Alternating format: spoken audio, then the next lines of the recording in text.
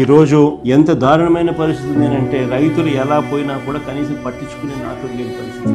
వరి రైతులే కాదు, ఈ రోజు అరటి చూసినా అదే పరిస్థితి, మొక్కజొన్న చూసినా అదే పరిస్థితి, పత్తి చూసినా అదే పరిస్థితి, కొబ్బరి చూసినా అదే పరిస్థితి, వేరుశెనగ చూసినా కూడా అదే పరిస్థితి. ఏ పంటకు రేట్లు లేవు. చివరికి ఏ స్థాయిలో ఉంది అని అంటే కేజీ అరటి ₹10 అంట. రైతులు ఎలా బతుకుతారని అడుగుతాం. ఇంతటి ఘోరంగా పాలన సాగుతాం. అదే ఒకసారి గతంలో మా ప్రభుత్వ హయాంలో ఒకసారి పాలన గుర్తు తెచ్చుకుంటే ఇలాంటి పరిస్థితులు, ఇలాంటి సందర్భాలలో వైఎస్ఆర్సీపీ ప్రభుత్వ హయాంలో గతంలో అప్పట్లో అరటి చీనీ రైతుల కోసం ఏకంగా ప్రత్యేక రైళ్లు నడిపాం. అనంతపురం నుంచి ఢిల్లీకి, తాడిపత్రి నుంచి ముంబైకి, నంద్యాల కర్నూలు నుంచి గజియాబాద్ కు, లక్నోకు ప్రత్యేక రైళ్లు నడిచినాయి. దీనివల్ల రైతులకు దళారీ బెడద తప్పింది. రవాణా ఖర్చు దాదాపు 40% తగ్గింది. ఎక్స్పోర్ట్స్ సైతం పెద్ద ఎత్తున అవైలబిలిటీలోకి వచ్చింది. మా ప్రభుత్వం రాకమునుపు అరటి ఎక్స్పోర్ట్స్ 23,000 టన్స్ ఉంటే మా ప్రభుత్వం 23-24 వచ్చేసరికి 3 లక్షల టన్నులు ఎక్స్పోర్ట్ అరటి. ఎక్కడ 23,000, ఎక్కడ 3 లక్షల టన్నులు ఎక్స్పోర్ట్ సైతం పెద్ద ఎత్తున అవైలబిలిటీలోకి తీసుకొచ్చినాం.